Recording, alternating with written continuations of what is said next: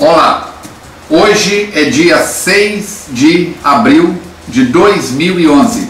A alegria de estarmos juntos em mais uma transmissão que realizamos toda primeira e terceira quarta-feira do mês através dessa ferramenta que é o Twitter Quem.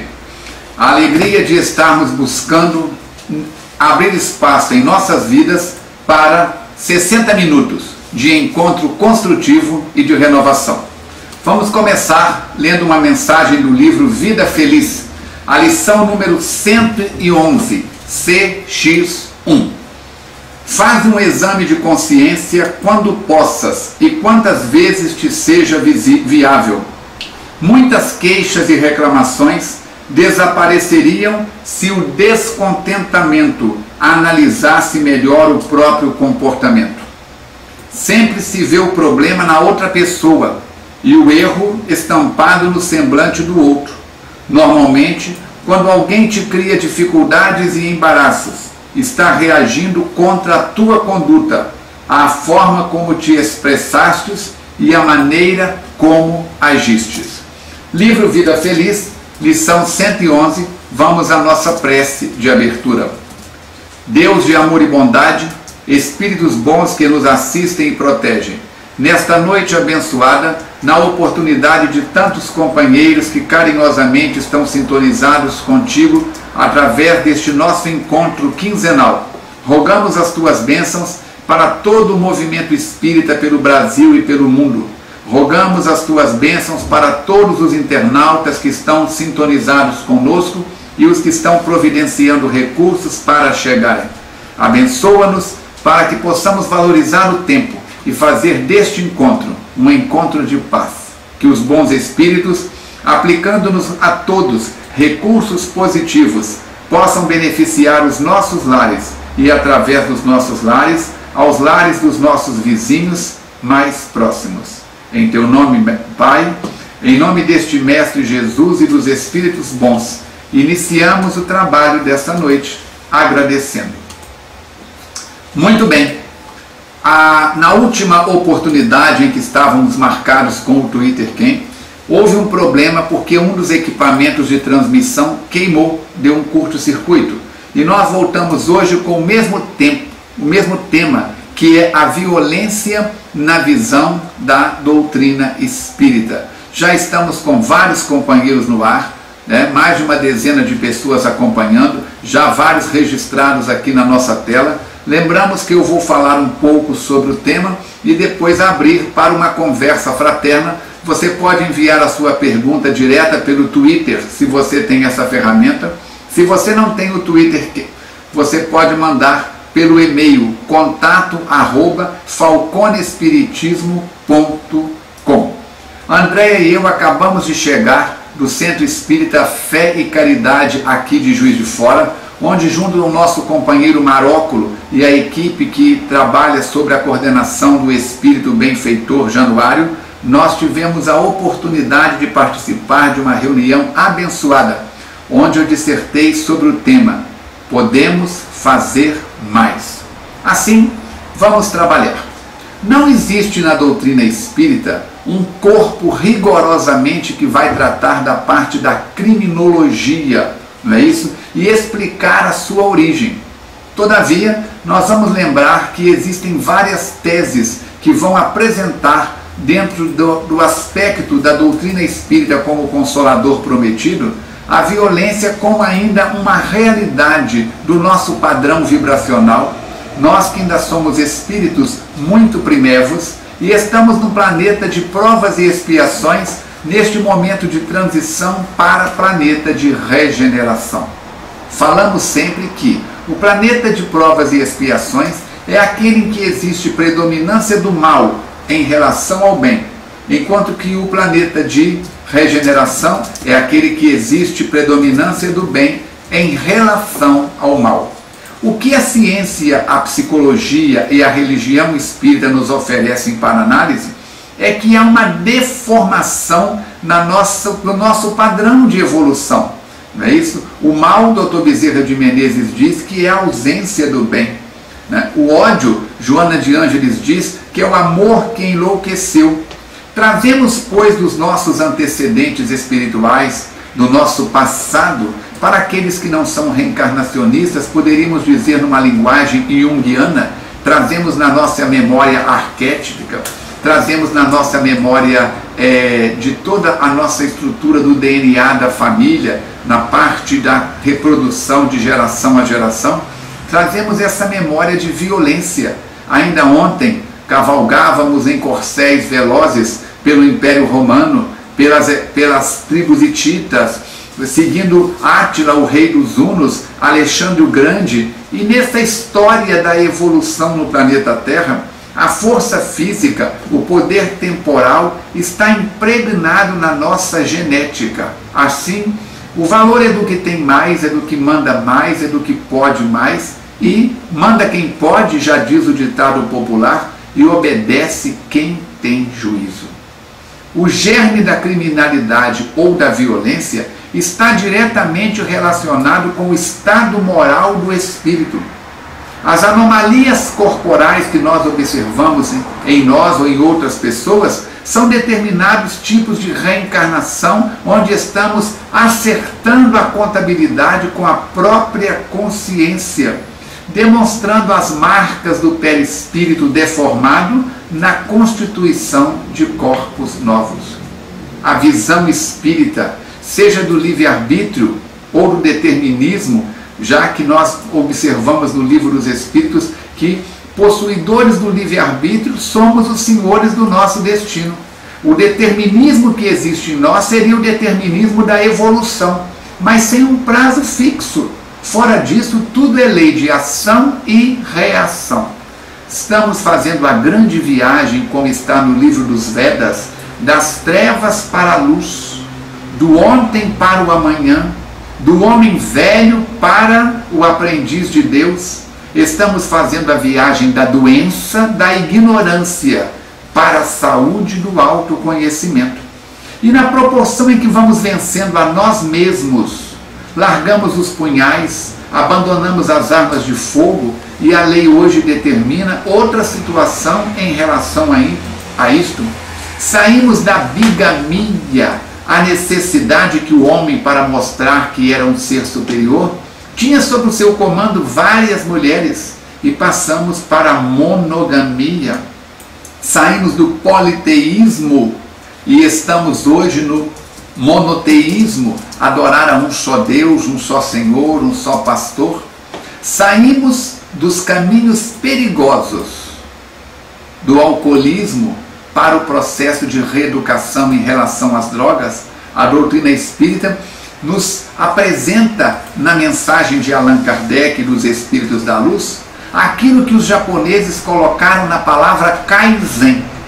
Nós, quando trabalhamos no mundo das atividades profissionais com empresa, utilizamos muito a palavra Kaizen, que em japonês significa melhorar sempre, melhorar continuamente. E Allan Kardec já nos apresentava isso com o seu pensamento de bom senso encarnado, dizendo que você pode, eu posso, nós podemos ser hoje melhor do que fomos ontem, para sermos amanhã melhor do que somos hoje.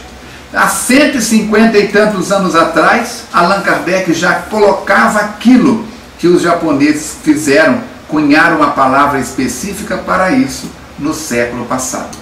Sendo assim, a doutrina espírita entende o espírito encarnado ou desencarnado que age com violência como um doente espiritual, e não como produto do meio social, nem como resultado de uma degenerescência hereditária, e muito menos como um ser, muito menos como um ser criado com instinto destruidor, do qual ele não pode fugir.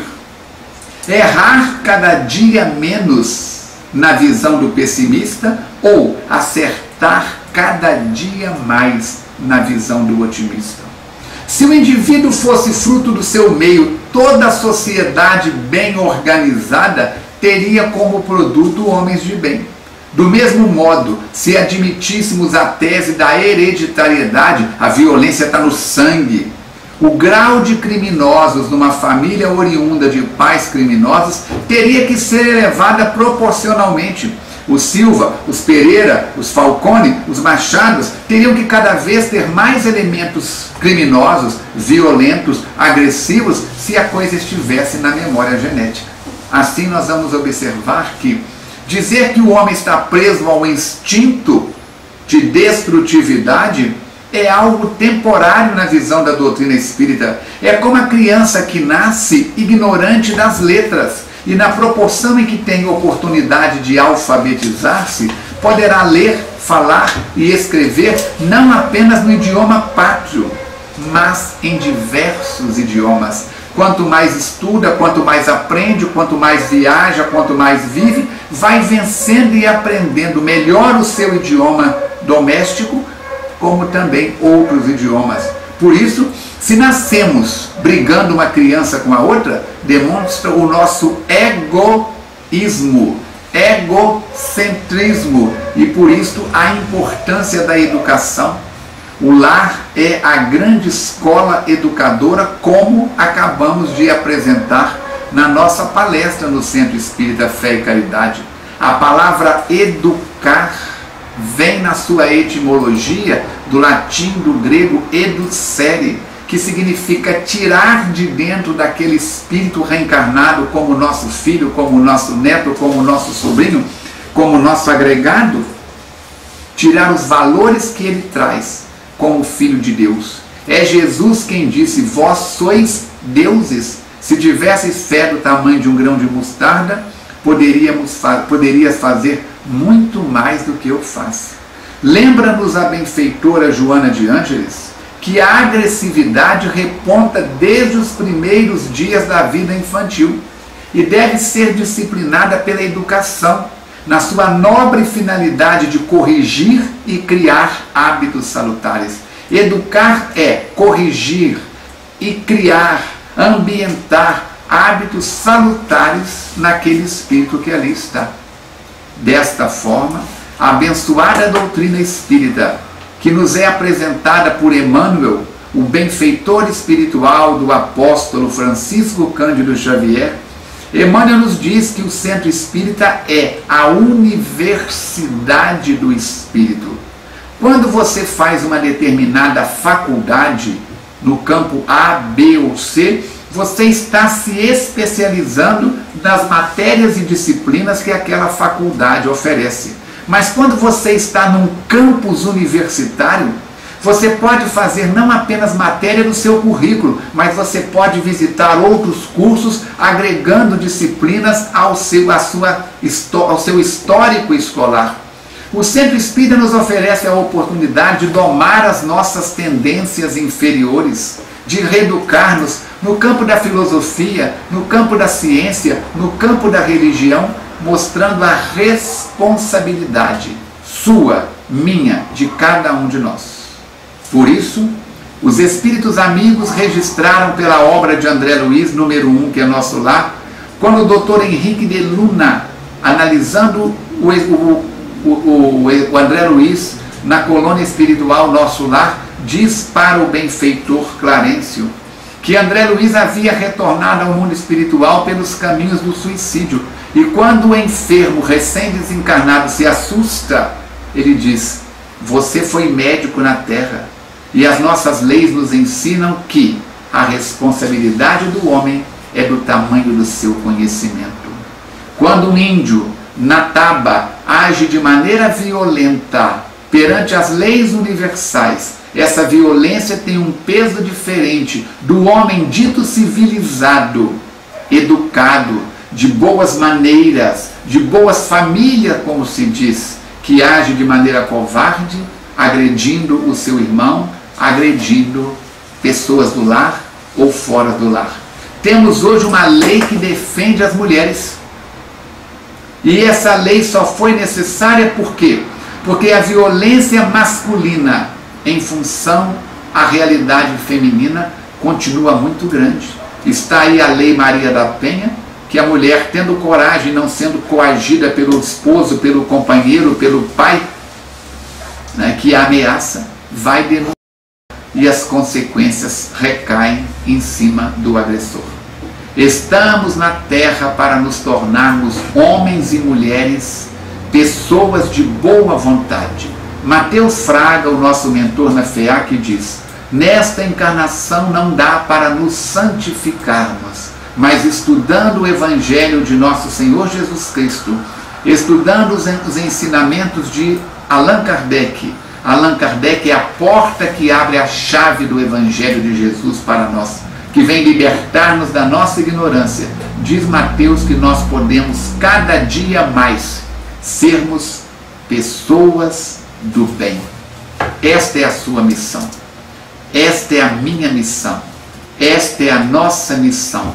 Pegar o lixo que existe em nós, da violência, manufaturar ele e usá-lo como adubo, essa energia, para criar coisas, lugares e situações melhores. Assim, nós estamos de plantão. O Lucas Albuquerque acaba de chegar dizendo: eu cheguei atrasado, mas cheguei, Falcone. Um abraço para você também, companheiro. A alegria de estarmos juntos. Se você está chegando agora, nós estamos abordando o tema a violência na visão da doutrina espírita, mostrando que ninguém reencarnou para ser criminoso, ninguém reencarnou para ser ladrão, ninguém reencarnou para ser atrevido, para ser agressivo, para ser homicida, para ser instrumento do mal. Se assim agimos, é no mau uso do nosso livre-arbítrio, no mau uso do potencial que as forças divinas colocam à nossa disposição. A primeira pergunta chega do Tobias de Lima Duarte. Ele está falando: violência no lar, de quem é a culpa? A culpa é da nossa falta de educação, Tobias. Simplesmente. Porque no lar existem vários tipos de violência. Existe a violência do grito, do que fala mais alto. Aqui quem manda sou eu. Está no Evangelho, e sou odiado. Tem a violência física da pancadaria no cônjuge, da pancadaria nas crianças, da vara de guaximba, como se dizia no interior. Tem a violência dos xingamentos, das palavras brutas, agressivas. Tem a violência do ciúme, da desconfiança de que o outro, de que a outra pessoa está em constante traição, num complexo de inferioridade muito grande, do ciumento. Toda pessoa ciumenta está em crise de complexo de inferioridade. E existe a violência do silêncio, indiferença, não falo mais nada, e se tranca, vira uma múmia paralítica, não é isso? Então, como é que fica? Não é isso? A Ana, quem que é essa daqui? É o Lucas, a Ana Luísa, deve ser Ana Luísa. Ana Luísa está dizendo: oi, tomei uma surra para conseguir mexer no Twitter. Ufa, que bom, consegui. Eu espero que a surra, Ana Luísa, não seja de violência doméstica, seja só de falta de habilidade aí com o instrumento, não é isso? Então, de quem que é a violência, Tobias? A violência é da nossa falta de educação. Essa educação de educere, de deixar que Jesus, que a luz brilhe em nós. Ainda somos espíritos muito arraigados, não é isso? Muito arraigados ao passado. A Lilian de Juiz de Fora está perguntando: Falcone, um estupro por todas as maneiras, inclusive realizado dentro do lar por familiares mais velhos, é um ato violento. Como agir? Como não odiar? E se houver gravidez? Me oriente. Lilian, a doutrina espírita diz que o aborto só é legal quando há risco daquilo que já existe, que é a mãe, em função daquilo que está em processo de existir, que é o filho no processo da concepção. O espírito ligado àquele corpo em gestação já existe. Mas se aquela gestação coloca em risco a mãe, aí o aborto é legal. Fora disso, até nos casos de estupro, se a mulher estuprada, seja por quem for, por um desconhecido na rua num gesto de agressão, de assalto, ou dentro do próprio ambiente do lar, se tiver o bom discernimento, o alto equilíbrio, vai levar esta gestação para frente. Como agir? Como não odiar? exercitando aquilo que Jesus diz: perdoar não 7 vezes, mas 70 vezes 7. Agora, tomando cuidado, Lília, de evitar que o relacionamento sexual se repita. E tendo outras irmãs na família, tendo providências para evitar que outras crianças sejam incomodados sexualmente no lar. Nós já atendemos pessoas em que o casal tem várias filhas e o pai foi estuprando uma por uma, ou um tio, ou um avô, ou um membro da família. E uma criança não teve coragem de contar para a mãe e depois que cresceram descobriram que havia sido um processo coletivo. São desequilíbrios, são processos muito sérios e somente estudando muito a doutrina espírita é que nós vamos ter forças para exercitar este perdão. É algo muito sério. O Roberto, daqui de Juiz de Fora, que mora em Macaé, está perguntando: o espírito ao renascer numa cidade muito violenta, é uma expiação? É uma expiação ou é uma prova, companheiro? Como também vai ser uma prova ou uma expiação nascer numa cidade lá no Cafundó do Judas, que vai reclamar de quê? Vai reclamar que não tem recurso, não tem internet, não tem isso, não tem aquilo. Então, prova ou expiação não é nascer na cidade grande nem na cidade pequena, não é nascer na cidade calma nem na cidade violenta. É o que você faz na cidade violenta, é o que você faz na cidade calma. Não é isso? Nós temos que pensar nisso. A Ana está perguntando: e quando a violência está na casa espírita? A violência moral, a humilhação. Ana, está no Evangelho. Palavras de Jesus: muito será pedido a quem muito foi dado. Imagina se a violência no lar, entre pessoas ligadas num processo reencarnatório complexa, imagina entre companheiros que reencarnaram para trabalhar junto. Nós vamos observar casas espíritas, Ana, em que infelizmente tem o dono do centro espírita. Aqui quem manda sou eu. Ninguém mexe numa gaveta, ninguém troca um livro de lugar sem falar com o médium principal, com a médium principal da casa, com o dono da casa. O centro espírita precisa de ter uma diretoria, uma metodologia, um estatuto, um regimento interno em cada departamento, mas lembrando que nada nos pertence. O centro espírita é a casa da impermanência, mas a impermanência é com Jesus e com Kardec. Quando a violência acontece, Ana, na casa espírita, pode ter certeza, a situação é muito delicada. São companheiros, provavelmente, que arraigados ao mando, ao autoritarismo religioso que trazem de um passado complexo, estão deixando fluir, expressar, pelo seu comportamento, pelas suas atitudes, pelas suas palavras, a situação infeliz, a realidade decadente que ainda está aqui dentro. Não adianta passar o remédio da paz. Não adianta falar na paz. É necessário tomar o remédio e aplicá-lo em favor das nossas necessidades. Fora disso, não há processo de evolução. Daqui de Juiz de Fora, do bairro Mariano Procópio, nós temos a presença do Rogério, que está perguntando: Falcone, eu sou muito calmo por natureza, mas sou daqueles, dou um boi para não entrar na briga e dou uma boiada para não sair. Como é que eu faço? Estude mais o Espiritismo, companheiro. Lembrando que está na parábola das bem-aventuranças: todo aquele que se exalta será humilhado. Não é isso? Jesus diz: bem-aventurado os mansos, porque herdarão o reino dos céus. Quando perguntam os discípulos para Jesus: dentre nós, quem é o mais importante? E Jesus responde: mais importante é aquele que se transforma no servo de todos. É aquele que serve a todos.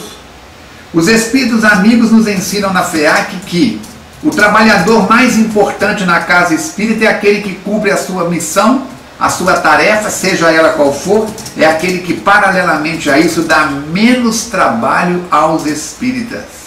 Temos que ter cuidado, aos espíritos.